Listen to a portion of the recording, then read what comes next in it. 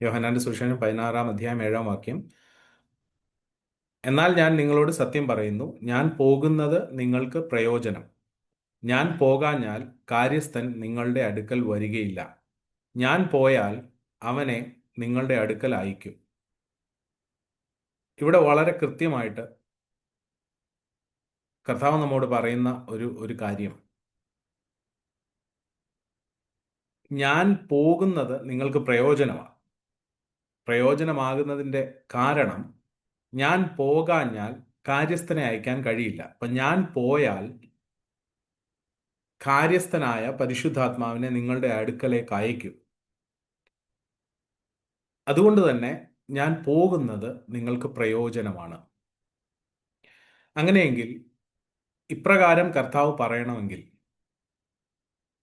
കാര്യസ്ഥനായ പരിശുദ്ധാത്മാവ് ഈ ഭൂമിയിൽ കടന്നു വന്ന് വ്യക്തികളുടെ അല്ലെങ്കിൽ വിശ്വസിക്കുന്നവരുടെ ഹൃദയത്തിൽ വാഴുകയും സഭയിൽ തൻ്റെ പ്രവൃത്തി ചെയ്യുകയും ചെയ്യുന്നത് പ്രയോജനമാണ് എന്നാണ് കർത്താവ് പറയുന്നത്.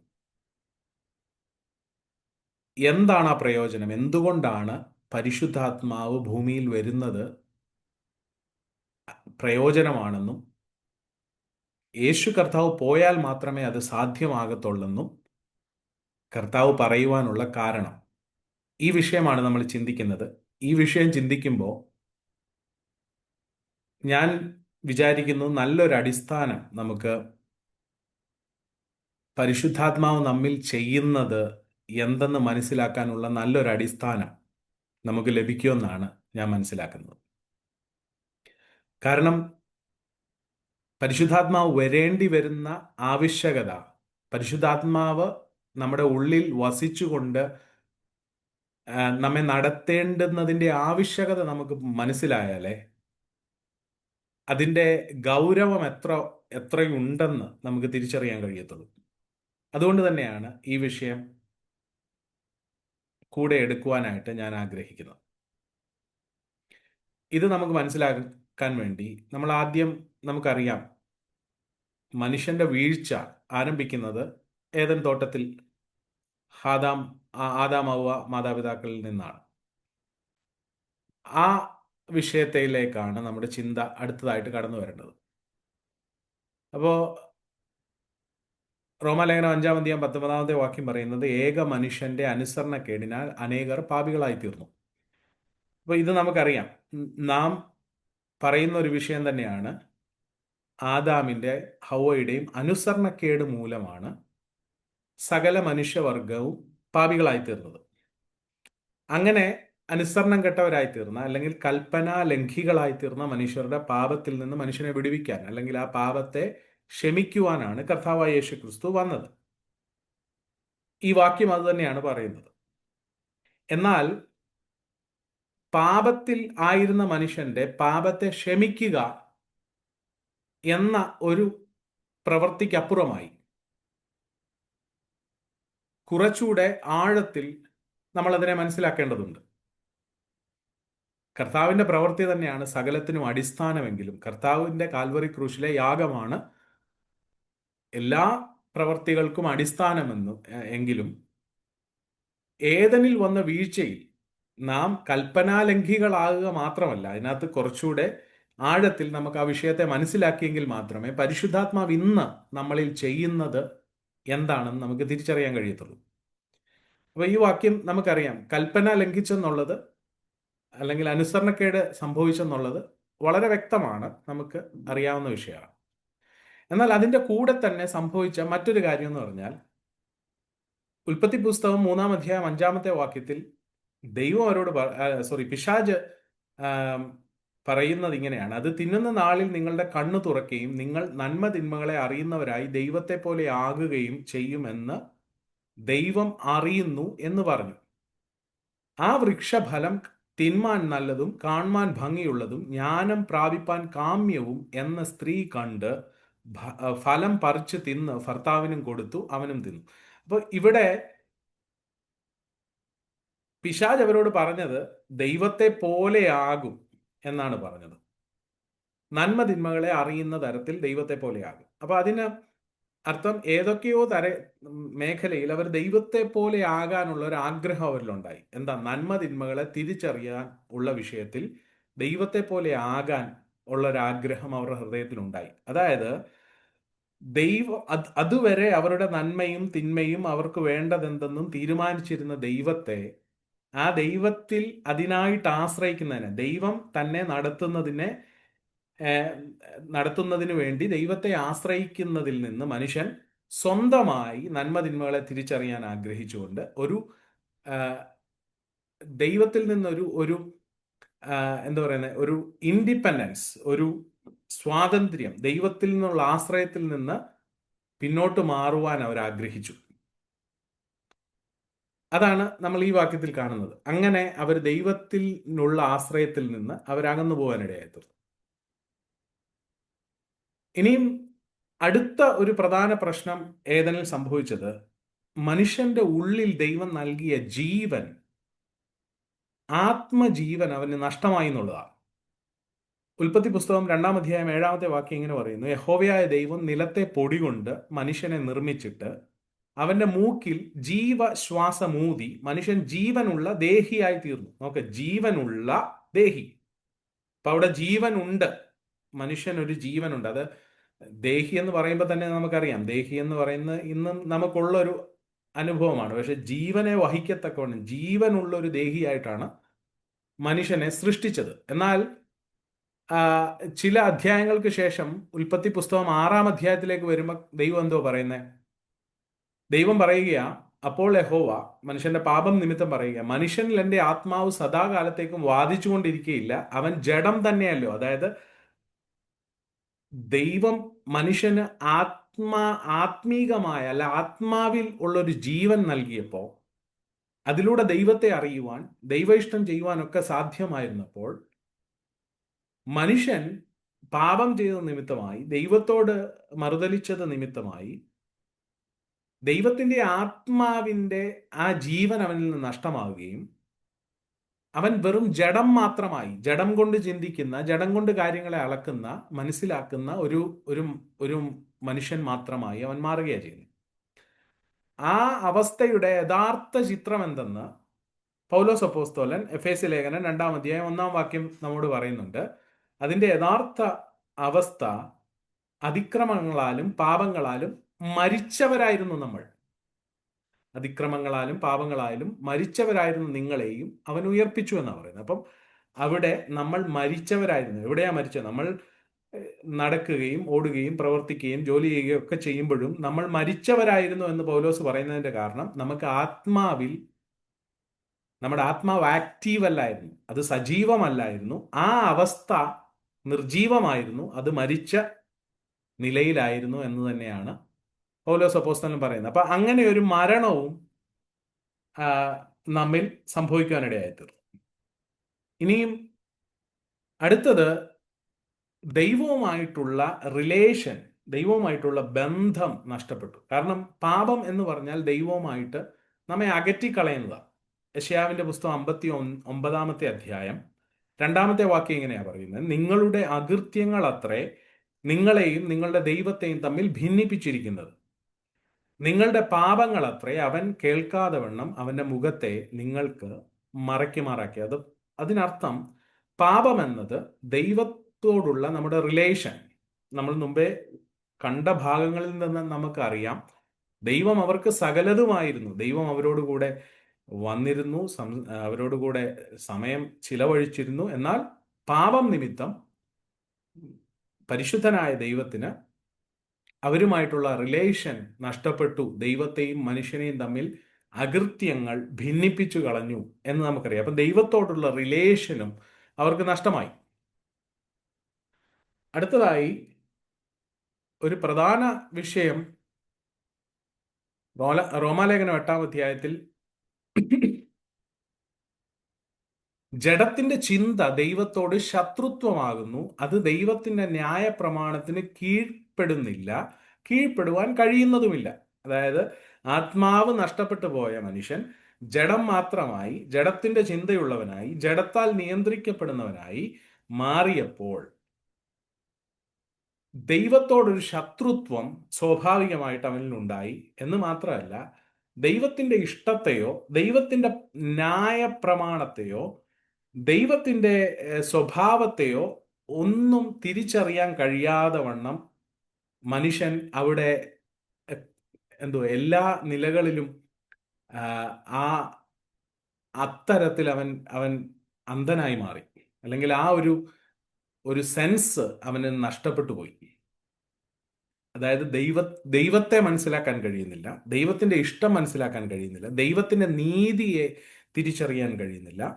ഇങ്ങനെ സകല വിധത്തിലും ദൈവത്തെ മനസ്സിലാക്കാൻ കഴിയുന്നില്ല എന്ന് മാത്രമല്ല, ദൈവത്തോടുള്ള ഒരു ശത്രുത്വം അവനിൽ ഉളവാകുവാൻ ഇടയായി തീർന്നു. അതായത് ജഡത്തിന്റെ കൺട്രോൾ അപ്രകാരമാണ് മനുഷ്യനെ മാറ്റിയെടുത്തത്. അപ്പോൾ ഇപ്രകാരം വലിയ വ്യത്യാസങ്ങൾ അല്ലെങ്കിൽ വലിയ ആ, പ്രശ്നങ്ങളിലേക്കാണ് മനുഷ്യൻ ഏദനിലെ വീഴ്ച കൊണ്ട് സകല മാനവരാശിയും വീണുപോയത്. ഇനിയും ഇതിന്റെയൊക്കെ പരിണത ഫലമായി മനുഷ്യനിൽ ഏറ്റവും പ്രധാനമായിട്ട് സംഭവിച്ച ഒരു പ്രശ്നമുണ്ട്. അത് ബൈബിൾ അതിനെ വിളിക്കുന്ന, അല്ലെങ്കിൽ പുതിയ നിയമം അതിനെ വിളിക്കുന്നത് പാപ ശരീരം എന്നുള്ളതാണ്. ബോഡി ഓഫ് സിൻ, അല്ലെങ്കിൽ ജഡ ആ, ജഡശരീരം. ഇത് പല വാക്യങ്ങളിൽ പറയുന്നുണ്ട്. നമുക്ക് നമ്മുടെ വിഷയം ആ, പരിശുദ്ധാത്മാവ് ആ, നടത്തുന്ന അതിന്റെ ആവശ്യകത എന്തെന്ന് മനസ്സിലാക്കുന്നതായതുകൊണ്ട് ഞാനത് കൂടുതൽ വാക്യങ്ങൾ എടുക്കുന്നില്ല എന്ന് മാത്രമേ ഉള്ളൂ. ഇവിടെ ഈ വാക്യം നമ്മൾ വായിക്കുമ്പോൾ, റോമാലേഖനം 6-ാം അധ്യായം 6-ാം വാക്യം വായിക്കുമ്പോൾ, നാം ഇനിയും പാപത്തിന് അടിമപ്പെടാതെ വണ്ണം പാപ ശരീരത്തിന് നീക്കം വരേണ്ടതിന് നമ്മുടെ പഴയ മനുഷ്യൻ അവനോടുകൂടെ ക്രൂശിക്കപ്പെട്ടു എന്ന് നാം അറിയുന്നു. അങ്ങനെ മരിച്ചവൻ പാപത്തിൽ നിന്ന് മോചനം പ്രാപിച്ചിരിക്കുന്നു. അപ്പൊ ഇത് വളരെ പ്രധാനപ്പെട്ട ഒരു വിഷയമാണ്. കാരണം ഇവിടെ നമ്മൾ മനസ്സിലാക്കണം, നമ്മളിൽ നമ്മുടെ ജഡത്തെ നന്നാക്കി എടുക്കുക എന്നുള്ളൊരു പ്രോസസ് അല്ല ഇനിയും ആവശ്യമായിട്ടുള്ളത്. കാരണം അത്രമാത്രം ജഡം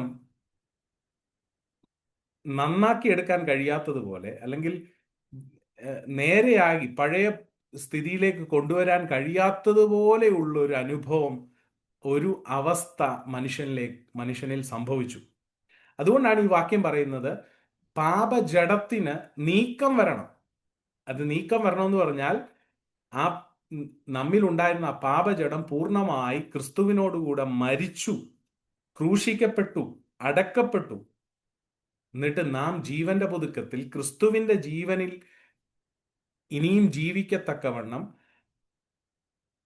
പരിശുദ്ധാത്മാവ് നമ്മിൽ ക്രിസ്തുവിന്റെ ജീവനെ പകരേണ്ടത് ആവശ്യമായി വന്നു. അതായത് ഇതെത്ര വലിയൊരു അസാധ്യതയാണ് ഇവിടെ നമ്മൾ കാണുന്നതെന്നറിയാം. കാരണം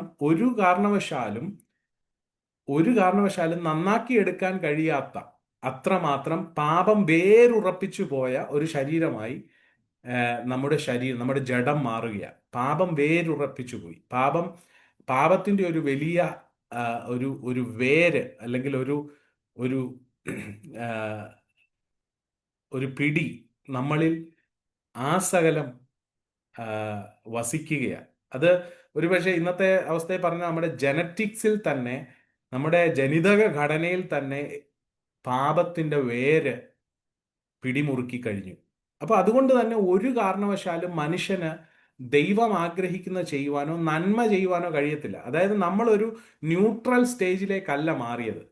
ദൈവത്തോട് അടുത്തിരുന്ന നമ്മൾ ദൈവത്തോട് ദൈവത്തിന്റെ അടുത്തുമില്ല, ദൈവത്തിൽ നിന്ന് അകലെയുമല്ല. അങ്ങനെ ഒരു ന്യൂട്രൽ സ്റ്റേജിലേക്ക് ആയി മാറുകയല്ല ചെയ്തത്. നമ്മൾ പാപത്തിലേക്ക് വീണു പോവുകയാണ് ചെയ്തത്. ആ പാപത്തിലേക്ക് വീണു പോവുക എന്ന് പറഞ്ഞാൽ നമ്മൾ ചെയ്ത ഏതെങ്കിലും പാപത്തെ പറ്റി മാത്രമല്ല അവിടെ പറയുന്നത്. നമ്മൾ പാപം മാത്രം ചെയ്യുവാൻ കാരണമാകുന്ന നമ്മുടെ ശരീരത്തിൽ വസിക്കുന്ന പാപ ശരീരത്തെ പറ്റിയാ പറയുന്നത്. അതായത് നമ്മുടെ ശരീരത്തിൽ തന്നെ ഈ ഈ ശരീരത്തിൽ തന്നെ ആറ് വിടുവിക്കുമെന്നുള്ളൊരു നിലവിളി റോമാലേഖനം 7-ാം അധ്യായത്തിൽ നമ്മൾ കാണത്തക്ക നിലയിൽ അസാധ്യമായി മാറി. കാരണം അത്ര വലിയൊരു വീഴ്ചയിലേക്ക് മനുഷ്യന്റെ ശരീരം വീണുപോയി. അതുകൊണ്ട് ഇത് വലിയൊരു അസാധ്യതയായി മാറിയ സമയത്താണ് ദൈവത്തിന്റെ പ്രവൃത്തി കാണുവാനിടയാകുന്നത്. അതുകൊണ്ട് നമ്മൾ ഈ ഒരു അവസ്ഥ മനസ്സിലാക്കണം. നമ്മൾ പാപത്തിൽ നിന്ന് ക്ഷമ ദൈവം നൽകിയെന്ന് മാത്രമല്ല, ഇത്രമാത്രം വലിയൊരു പ്രശ്നത്തിലാണ് മനുഷ്യന്റെ ധാർമ്മികമായ അനുഭവമായി പോയത്. അതുകൊണ്ടാണ് പഴയ നിയമത്തിലൊക്കെ ദൈവം പറയുന്നത്, നന്മ ചെയ്യുന്നവനില്ല, ഒരുത്തൻ പോലുമില്ല, നിങ്ങളുടെ നന്മ പ്രവർത്തികൾ കറ പുരണ്ട തുണി പോലെയാണ് എന്നൊക്കെ. ആ, പഴയ നിയമം എടുത്തെടുത്ത് പറയുന്നതിന്റെ കാര്യം, ദൈവത്തിന്റെ കണ്ണിൽ ഇതാണ് കാണുന്നത്. നാം ചെയ്യുമ്പോൾ നമ്മുടേതായ നന്മ തിന്മകളുടെ അടിസ്ഥാനത്തിൽ, മനുഷ്യൻ കഴിച്ച നന്മ തിന്മയുടെ വൃക്ഷഫലത്തിന്റെ ഒക്കെ അടിസ്ഥാനത്തിൽ നമ്മൾ ചിലത് നന്മയാണെന്നും തിന്മയാണെന്നും നമുക്ക് നമ്മുടെ പ്രവൃത്തി തോന്നിയാലും, ദൈവത്തിന്റെ കണ്ണിൽ, ദൈവത്തിന്റെ നീതിയിൽ നാം ഒരിക്കലും നന്മ പ്രവർത്തിക്കാൻ കഴിയാത്തവരായി മാറി. അത്രമാത്രം പാപത്തിന്റെ അവസ്ഥ നമ്മിൽ വേരുറപ്പിച്ചതുകൊണ്ട് ഈ പാപജടം ക്രൂശിക്കപ്പെട്ട് നീക്കപ്പെടേണ്ടതായി മാറി. അങ്ങനെ മാത്രമേ പാപത്തിൽ നിന്നൊരു മോചനം സാധ്യമാകത്തുള്ളൂ എന്നുള്ള സ്ഥിതിയിലേക്ക് വന്നു. ആ ആ ഗൗരവമായ അനുഭവം നാം മനസ്സിലാക്കുന്നില്ലെങ്കിൽ നമുക്ക് ഈ പരിശുദ്ധാത്മാവ് നമ്മളിൽ എന്താണ് ചെയ്യുന്നതെന്ന് നമുക്ക് പൂർണ്ണമായിട്ട് തിരിച്ചറിയാൻ കഴിയത്തില്ല. ഇത്ര സീരിയസ് ആയിട്ടുള്ളൊരു സിറ്റുവേഷനിലേക്ക് നമ്മൾ എത്തി. ഇനി അങ്ങനെ എത്തിക്കഴിയുമ്പോൾ അവിടെ നമ്മൾ വേറൊരു കാര്യം കൂടെ ഉള്ളത്, അപ്രകാരമുള്ള ഒരുവനെ ദൈവത്തിന് വെറുതെ അവന്റെ ഉള്ളിൽ ചെന്ന് വസിക്കുവാൻ കഴിയത്തില്ല. കാരണം ദൈവം പരിശുദ്ധനായ ദൈവമാണ്. നീ ദുഷ്ടതയിൽ പ്രസാദിക്കുന്ന ദൈവമല്ല. ദുഷ്ടൻ നിന്നോടുകൂടെ പാർക്കയില്ല. കാരണം ദൈവം വിശുദ്ധിയുള്ള മന്ദിരത്തിൽ മാത്രം വസിക്കുക, അല്ലെങ്കിൽ വിശുദ്ധിയുള്ള ഒരു ഹൃദയത്തിൽ മാത്രം വസിക്കുന്നവനാണ് ദൈവം. കാരണം അങ്ങനെ, അല്ലെങ്കിൽ അൺക്ലീൻ ആയിട്ടുള്ള, വിശുദ്ധമല്ലാത്ത ഒരിടത്ത് ദൈവം വാസം ചെയ്യത്തില്ല. ദൈവം അത്രമാത്രം താൻ പാപത്തെ വെറുക്കുന്ന ദൈവമാണ്. കാരണം ദൈവത്തിന്റെ നീതി അങ്ങനെയാണ്. ദൈവം ഇങ്ങനെ നിർബന്ധം പിടിച്ച് ചെയ്യുന്നതല്ല, ദൈവത്തിന്റെ സ്വഭാവമാണ്, ദൈവത്തിന്റെ നീതിയാണ്. അവൻ വിശുദ്ധനായ ദൈവമാണ്. ദൈവത്തിന് ഒരിക്കലും പാപത്തിൽ വന്നു വസിക്കുവാനോ പാപത്തോട് കോംപ്രമൈസ് ചെയ്യാനോ കഴിയത്തില്ല. അതുകൂടെ നമ്മൾ മനസ്സിലാക്കുമ്പോൾ എത്രമാത്രം വലിയൊരു അവസ്ഥയിലായിരുന്നു നാം ആയിരുന്നത്. നമ്മുടെ രക്ഷ ഒരു കാരണവശാലും നമ്മുടെ ഏതെങ്കിലും ശക്തി കൊണ്ടോ നമ്മുടെ സ്വയമായിട്ടുള്ള പ്രവൃത്തി കൊണ്ടോ നാം എന്ത് ചെയ്താലും സാധ്യമല്ല. പുറത്തു നിന്നൊരു ഹെൽപ്പ് തന്നെ, ദൈവത്തിൽ നിന്ന് തന്നെ ഒരു സഹായം നമുക്ക് വേണ്ട ആവശ്യകത അവിടെയാണ് വരുന്നത്. കാരണം ദൈവത്തിന് ഒരു കാരണവശാലും നമ്മുടെ ഉള്ളിൽ വന്ന് വസിക്കുവാൻ കഴിയുമായിരുന്നില്ല. അപ്പൊ സ്വാഭാവികമായിട്ട് നമുക്ക് പഴയ നിയമ ഭക്തന്മാരിൽ പരിശുദ്ധാത്മാവ് വന്നത് ഒക്കെ നമ്മുടെ ഹൃദയത്തിൽ അല്ലെങ്കിൽ മനസ്സിൽ ചിന്ത തോന്നുമായിരിക്കാം. എന്നാൽ അത് അവസാന ഭാഗങ്ങളിൽ നമുക്ക് അതെന്തുകൊണ്ടാണെന്ന് നമുക്ക് ചിന്തിക്കാം. ഇനിയും എങ്ങനെയാണ് പിന്നെ പരിശുദ്ധാത്മാവ് നമ്മളിൽ വരുന്നത് ദൈവം സാധ്യമാക്കിയത്? അതിന് ദൈവം ചെയ്തത്, പാപം അറിയാത്തവനായ കർത്താവായ യേശുക്രിസ്തുവിനെ നാം അവനിൽ ദൈവത്തിന് നീതിയാകേണ്ടതിന് അവൻ നമുക്ക് വേണ്ടി പാപമാക്കി തീർത്തു.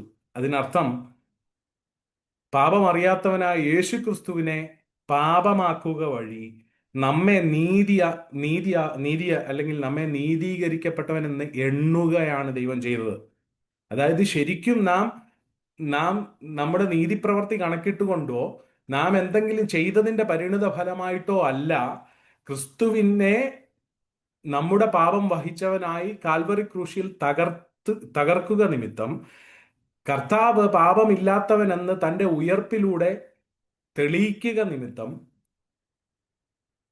താൻ നീതിമാൻ എന്ന് തെളിയിക്കുക നിമിത്തം, ആ ക്രിസ്തുവിന്റെ നീതി നമ്മുടെ മേൽ കണക്കിട്ടുകൊണ്ട് നമ്മെ നീതീകരിച്ചു. അതായത് ഒരു സ്ഥാനമാണ്, അല്ലെങ്കിൽ ഒരു സ്ഥിതി, ഒരവസ്ഥ, നമ്മുടെ അവസ്ഥ, നീതീകരിക്കപ്പെട്ടവൻ എന്നൊരു ഒരു കണക്കിടൽ ദൈവം നമ്മുടെ മേൽ കണക്കിട്ടു. അതൊരു കൺസിഡറേഷൻ. അത് ദൈവം നമ്മളെ കൗണ്ടഡ് ആസ് റൈച്ചസ് എന്നാണ് ഇംഗ്ലീഷിൽ പറയുന്നത്. നമ്മളെ അപ്രകാരം എണ്ണി. അപ്പം അത് നമ്മുടെ നീതിയല്ല, അതിനെ പൊസിഷണൽ എന്നാണ് പറയുന്നത്. അത് ദൈവം തൻ്റെ കരുണയാൽ ക്രിസ്തുവിന്റെ നീതി നമ്മുടെ മേൽ കണക്കിടുകയാണ് ചെയ്തത്. കർത്താവിന്റെ നീതിയുടെ ആ ഒരു കവചം, ആ ഒരു പുതപ്പ് നമ്മുടെ മേൽ ഇട്ടതുകൊണ്ട് നമ്മെ നീതിമാന്മാരാക്കി. അതുകൊണ്ട് അത് സംഭവിക്കുമ്പോൾ എന്താ ചെയ്യുന്നത്?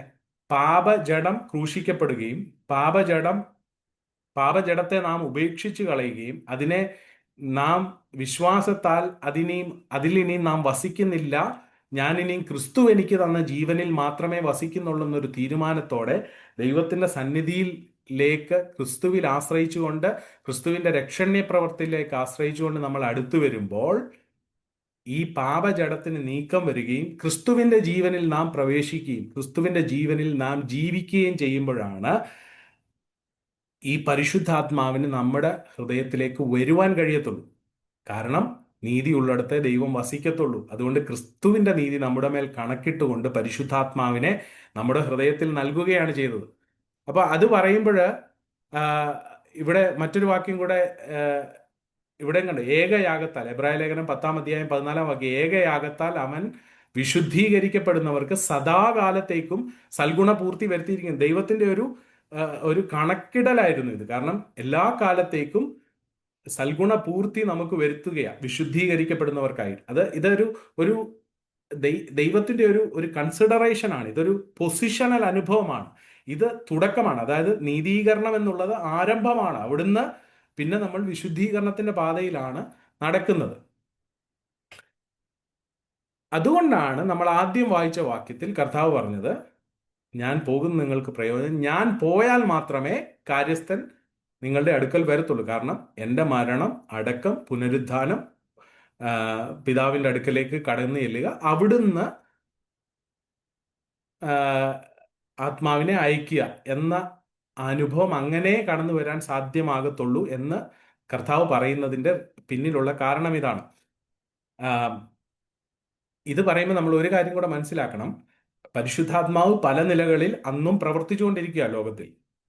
കർത്താവിന്റെ ജനനത്തിൽ പോലും അങ്ങനെ അന്ന് ഇപ്പോൾ പല നിലകളിൽ, കാരണം ഈവൻ യോഹന്നാൻ സ്നാപകന്റെ ജീവിതത്തിൽ പോലും യോഹന്നാൻ സ്നാപകന്റെ മാതാപിതാക്കൾ, ഇവിടെ എല്ലാം പരിശുദ്ധാത്മാവ് പ്രവർത്തിക്കുന്ന രീതികൾ നമുക്കറിയാം, കാണാൻ കഴിയും. അപ്പം പരിശുദ്ധാത്മാവ് ഒരിക്കലും ഭൂമിയിൽ ഇല്ലാതിരിക്കുകയോ ഒന്നുമല്ലായിരുന്നു. എങ്കിലും നമ്മുടെ ഉള്ളിൽ വസിക്കാനായിട്ട് വരുന്നത്, അതാണ് കർത്താവ് തന്ന വാഗ്ദത്തം. നമ്മുടെ ഉള്ളിൽ വസിക്കുവാനായി പരിശുദ്ധാത്മാവിനെ അയക്കണമെങ്കിൽ കാൽവറി ക്രൂശിൽ കർത്താവിന്റെ യാഗം നടന്നെങ്കിലേ മതിയാകത്തുള്ളൂ. അതാണ് കർത്താവ് ഇവിടെ പറയുന്ന പ്രയോജനവും, ഞാൻ പോയാൽ മാത്രമേ പരിശുദ്ധാത്മാവ് വരത്തുള്ളൂ എന്ന് പറയുന്നതിൻ്റെയും പിന്നിലുള്ള കാരണം.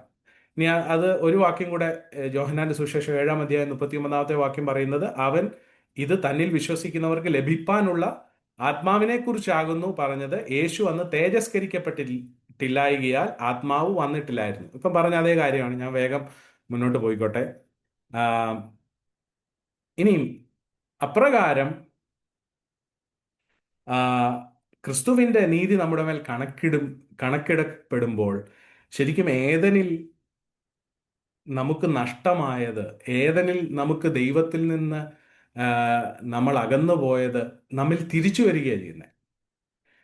അവിടെ ഒരു റിസ്റ്റോറേഷനാണ് നടക്കുന്നത്. ഏദനിൽ എവിടൊക്കെ നമ്മൾ വീഴ്ച വന്നോ, എവിടൊക്കെ നമ്മളുടെ ജീവിതത്തിൽ അസാധ്യതകൾ വന്നോ, എവിടൊക്കെ ജീവൻ നഷ്ടപ്പെടുകയും ദൈവത്തോടുള്ള റിലേഷൻ നഷ്ടപ്പെടുകയും എന്തൊക്കെ അവിടെ സംഭവിച്ചോ അതെല്ലാം പരിശുദ്ധാത്മാവിനാൽ മടക്കി വരുത്തുകയാണ് ദൈവം ചെയ്യുന്നത്. ഈ വാക്യം നമുക്കറിയാം. യോഹന്നാന്റെ സുവിശേഷം 3-5 വാക്യം.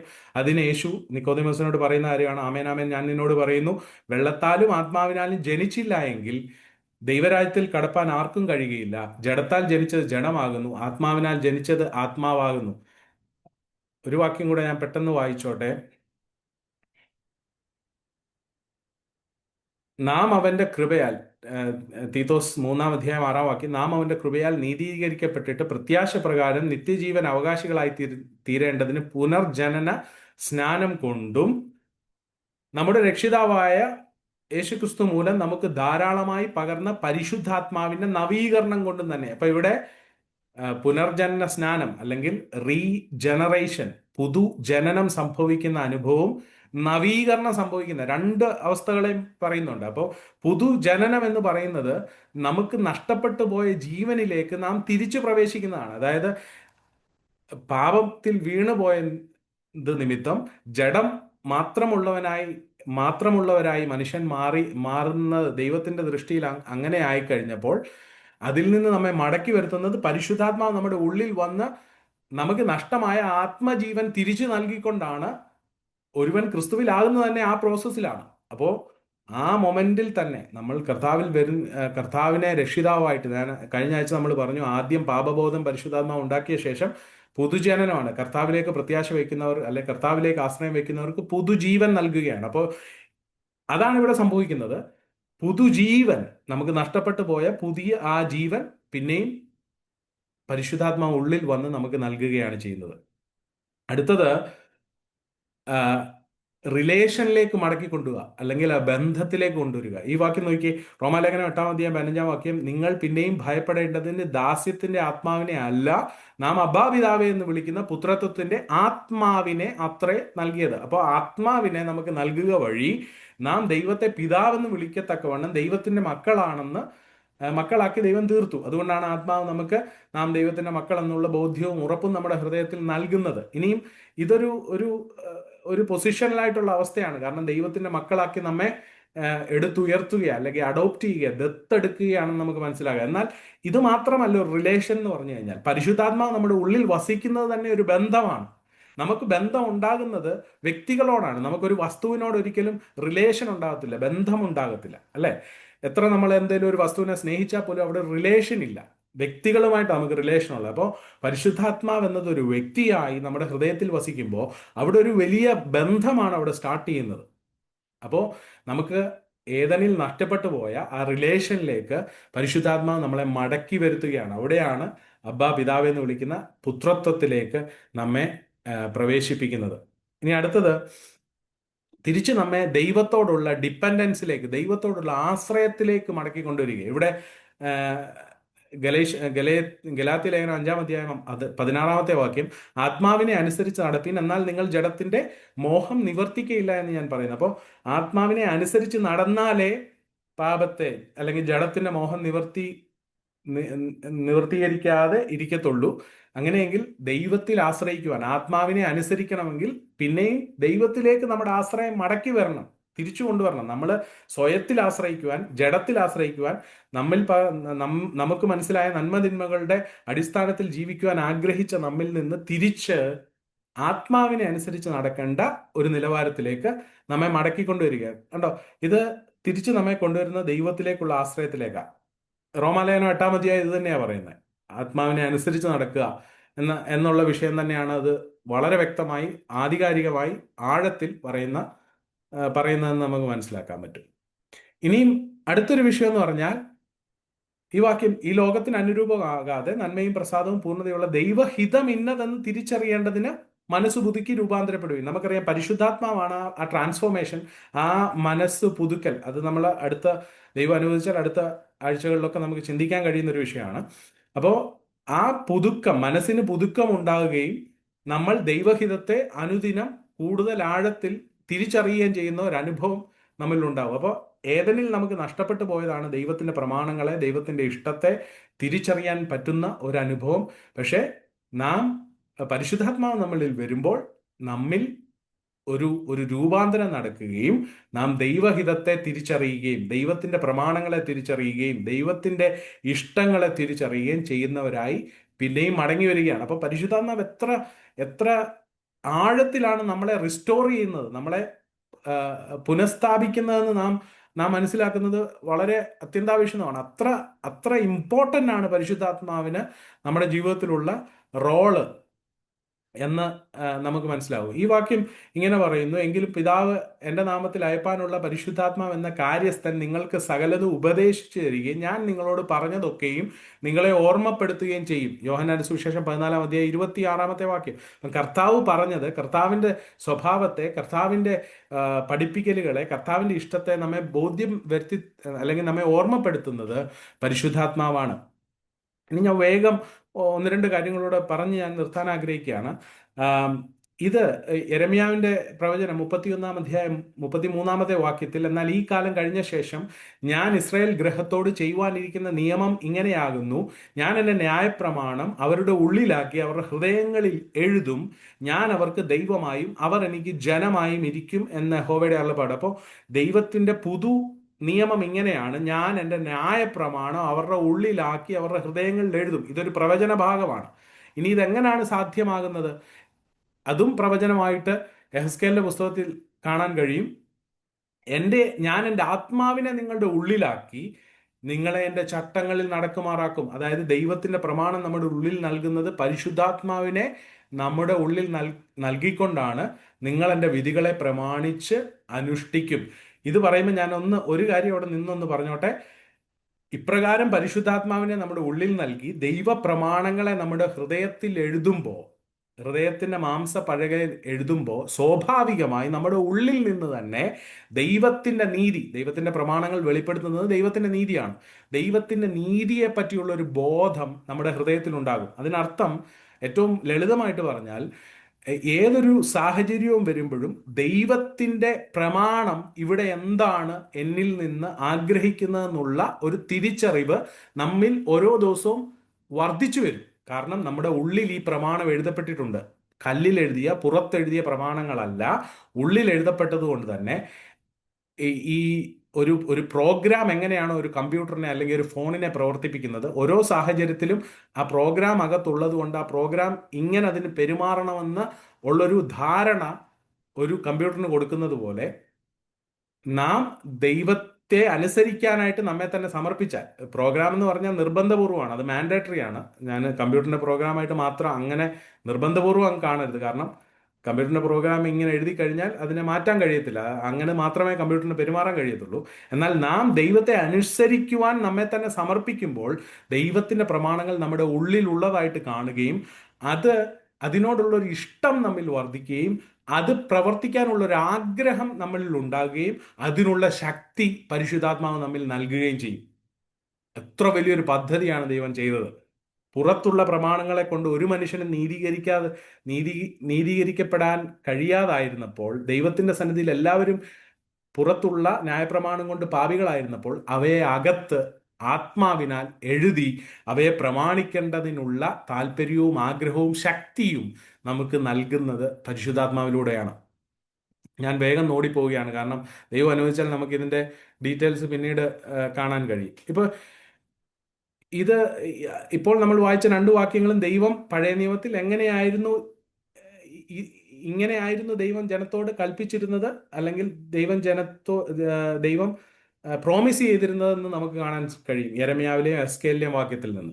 ഇനിയും ഇപ്പൊ നമുക്ക് സ്വാഭാവികമായിട്ട് ചിന്തിക്കും, അങ്ങനെയെങ്കിൽ പഴയ നിയമത്തിൽ ക്രിസ്തുവിന്റെ കാൽവറി ക്രൂശ് മരണത്തിന് മുമ്പ് പഴയ നിയമത്തിൽ പരിശുദ്ധാത്മാവിനെ പറ്റി ഒരുപാട് ഇടത്ത് പ്രതിപാദിക്കുന്നുണ്ടല്ലോ, പരിശുദ്ധാത്മാവ് പലരുടെ മേൽ വന്നതായിട്ട് പറയുന്നുണ്ടല്ലോ. അതെങ്ങനെ സാധ്യമാവും? കാരണം പാപത്തിൽ ജീവിക്കുന്ന ഒരുവനിൽ അങ്ങനെ സാധ്യമാകുന്നില്ലെങ്കിൽ, അല്ലെങ്കിൽ പാപത്തിൽ പരിശുദ്ധാത്മാവ് വന്നു വസിക്കുന്നില്ലെങ്കിൽ എങ്ങനെ ഇത് സാധ്യമാവും? അവിടെ നമ്മൾ മനസ്സിലാക്കേണ്ടത്, പഴയ നിയമത്തിൽ പ്രധാനമായും പറയുന്നത് ആത്മാവ് ഒരുവന്റെ മേൽ വരുന്നത് പ്രധാനമായിട്ടും അങ്ങനെ തന്നെയാണ് എല്ലായിടത്തും പറയുന്നത്. അപ്പോൾ യഹോവയുടെ ന്യായാധിപന്മാരുടെ പുസ്തകം 14-ാം അധ്യായം 6-ാം വാക്യം, അപ്പോൾ യഹോവയുടെ ആത്മാവ് അവന്റെ മേൽ വന്നു, ദാവീദിന്റെ മേൽ വരുന്ന കാര്യം പറയുന്നത്. ഇനി മറ്റൊരു ഭാഗം എടുക്കാം. ശമൂവേൽ തൈലക്കൊമ്പ് എടുത്ത് അവന്റെ സഹോദരന്മാരുടെ നടുവിൽ വെച്ച് അവനെ അഭിഷേകം ചെയ്തു, യഹോവയുടെ ആത്മാവ് അന്നു മുതൽ ദാവീദിന്റെ മേൽ വന്നു. ഇങ്ങനെ ഈ മേൽ വരുന്ന, അല്ലെങ്കിൽ പഴയ നിയമത്തിൽ പരിശുദ്ധാത്മാവ് വന്നത് പ്രവാചകന്മാരുടെ മേലോ, അല്ലെങ്കിൽ നേതൃത്വം ചെയ്യുവാനുള്ള ആരുടെ മേലോ, അല്ലെങ്കിൽ ഹോലിയാബിന്റെ മേലോ ബെസലേലിന്റെ മേലൊക്കെ വന്ന പോലെ ഒരു പ്രത്യേക ശുശ്രൂഷയ്ക്കായിട്ടോ ഒക്കെയാണ് പരിശുദ്ധാത്മാവ് ഓരോരുത്തരുടെ മേൽ വന്നിട്ടുള്ളത്. അതായത് ഒരു പ്രത്യേക നിയോഗത്തോടെ, ഒരു പ്രത്യേക കാര്യം അവരെ കൊണ്ട് ചെയ്യിപ്പിക്കാനായിട്ടാണ് പരിശുദ്ധാത്മാവിന്റെ ശക്തി അവരുടെ മേൽ വന്നിരുന്നത്. അപ്രകാരം വന്നിരുന്ന ശക്തി, ഇപ്പൊ നമ്മൾ ഇതിന്റെ അടുത്ത വാക്യം നോക്കുമ്പോൾ, എന്നാൽ യഹോവയുടെ ആത്മാവ് ശൗലിനെ വിട്ടുമാറി. അപ്പോൾ വരികയും വിട്ടുമാറുകയും ചെയ്യുന്ന ഒരു പരിശുദ്ധാത്മാവിന്റെ പ്രവൃത്തിയായിരുന്നു പഴയ നിയമത്തിൽ നമ്മൾ കാണുന്നത്. അത് സ്ഥിരമായ ഒരു കാര്യമായിരുന്നില്ല. ചിലപ്പോൾ വിട്ടുമാറുകയോ ഒരു പ്രത്യേക പ്രവൃത്തിക്കായിട്ട് അവരെ ശക്തീകരിക്കുകയും ചെയ്യുന്ന പരിശുദ്ധാത്മാവിന്റെ പ്രവൃത്തിയാണ് നമ്മൾ പഴയ നിയമത്തിൽ ആഗമനം കാണുന്നത്. പഴയ നിയമത്തിൽ ഉള്ളിൽ വന്ന് നമ്മെ രൂപാന്തരപ്പെടുത്തുന്ന ഒരു പരിശുദ്ധാത്മാവിന്റെ പ്രവൃത്തി നാം വ്യക്തമായിട്ട് കാണുന്നില്ല. അങ്ങനെ കാണുന്നത് പിന്നീടുള്ള ദൈവത്തിന്റെ പ്രമാണം, നമ്മൾ യെരമ്യാവിൽ നിന്നും എസ്കേലിൽ നിന്നും വായിച്ചതുപോലെ, പിന്നീട് ദൈവം ഫ്യൂച്ചറിൽ ഇസ്രായേലിനോട് ചെയ്യാനുള്ള ഉടമ്പടിയായിട്ട്, ഒരു പ്രതീക്ഷയായിട്ട്, ദൈവത്തിന്റെ ഒരു പദ്ധതിയായിട്ട്, ദൈവം നൽകുന്ന ഒരു പ്രോമിസ് ആയിട്ട് ആണ് ആ കാര്യം നമ്മൾ കാണുന്നതല്ല. നമ്മുടെ ഉള്ളിൽ വന്ന് വാസം ചെയ്ത് നമ്മെ രൂപാന്തരപ്പെടുത്തുന്ന പരിശുദ്ധാത്മാവിന്റെ പ്രവൃത്തി അങ്ങനെയാണ് പുതിയ ആ, ആ, പഴയ നിയമത്തിൽ നമ്മൾ കാണുന്നത്. അതുകൊണ്ട് തന്നെ ആണ് നമ്മൾ ആദ്യം തുടങ്ങിയത്. കർത്താവ് പറഞ്ഞത് പരിശുദ്ധാത്മാവ് വരുന്നത് പ്രയോജനമാണ്. പരിശുദ്ധാത്മാവ്, ഞാൻ എൻ്റെ തേജസ്കരൻ, പരിശുദ്ധാത്മാവ് വരുന്നത് ഞാൻ ഇവിടുന്ന് കടന്നുപോയി പിതാവിന്റെ സന്നിധിയിൽ ചെന്നെങ്കിൽ മാത്രമേ പരിശുദ്ധാത്മാവിനെ അയക്കാൻ കഴിയത്തുള്ളൂ. കാരണം എങ്കിൽ മാത്രമേ നിങ്ങളുടെ മേൽ ഒരു നീതിയുടെ പുതപ്പ്, ക്രിസ്തുവിന്റെ കാൽവറി ക്രൂശിലെ യാഗം, പരമയാഗത്തിന്റെ ആ ഒരു ബെനഫിറ്റ് നമ്മുടെ ജീവിതത്തിൽ ഉണ്ടാകത്തുള്ളൂ. എങ്കിൽ മാത്രമേ പരിശുദ്ധാത്മാവിന് എൻ്റെ ഉള്ളിൽ വസിക്കാൻ കഴിയത്തുള്ളൂ. അങ്ങനെ വസിക്കുന്ന പരിശുദ്ധാത്മാവിനെ അനുദിനം രൂപാന്തരപ്പെടുത്തുകയും ക്രിസ്തുവിനോട് ആ, അനുരൂപരാക്കി തീർക്കുകയും ആ, എന്നിൽ നഷ്ടപ്പെട്ടു പോയ ജീവൻ മടക്കിത്തരികയും ദൈവത്തോടുള്ള റിലേഷനിലേക്ക് എന്നെ തിരിച്ചു കൊണ്ടുവരികയും ആ, അങ്ങനെ ദൈവപ്രവൃത്തി എന്നിൽ വ്യക്തമായിട്ട് നടത്തുകയും ചെയ്യും. ഇത് മനസ്സിലാക്കുമ്പോൾ എത്രമാത്രം പ്രാധാന്യമാണ് പരിശുദ്ധാത്മാവിന്റെ പ്രവൃത്തി നമ്മുടെ ജീവിതത്തിൽ ഉണ്ടാകേണ്ടത്, അല്ലെങ്കിൽ പരിശുദ്ധാത്മാവിനെ അനുസരിച്ച് നടക്കേണ്ടതിന്റെ ആവശ്യകത എത്രമാത്രം വലുതാണ് നമ്മുടെ ജീവിതത്തിൽ എന്ന് നമുക്ക് ചിന്തിക്കാൻ കഴിയും. കാരണം ഇത് വലിയൊരു ദൈവ പദ്ധതിയായിരുന്നു. ഒരു കാരണവശാലും സാധ്യമല്ലായിരുന്നു, ഒരു കാരണവശാലും രക്ഷിക്കപ്പെടുവാനോ ദൈവസന്നിധിയിൽ വരുവാനോ സാധ്യമല്ലായിരുന്നു നമ്മളെ റിസ്റ്റോർ ചെയ്യുവാൻ, മടക്കിക്കൊണ്ടുവരുവാൻ, ദൈവത്തിന്റെ ഇഷ്ടത്തിലേക്ക് തിരിച്ചു കൊണ്ടുവരുവാൻ, ദൈവം ആഗ്രഹിക്കുന്ന പോലെ ആക്കുവാൻ ദൈവം ചെയ്ത വലിയ പദ്ധതിയായിരുന്നു കാൽവറി ക്രൂശിൽ തൻ്റെ ഓമനക്കുമാരനെ തകർത്തുകൊണ്ട് നമ്മുടെ ഹൃദയത്തിൽ പരിശുദ്ധാത്മാവിനെ നൽകി നമ്മെ രൂപാന്തരപ്പെടുത്തുന്ന ദൈവത്തിന്റെ വലിയ പദ്ധതി. അതുകൊണ്ട് എത്ര ഇമ്പോർട്ടൻ്റ് ആണ് പരിശുദ്ധാത്മാവിനെ അനുസരിച്ച് നടക്കേണ്ടത് എന്ന് നാം മനസ്സിലാക്കുക.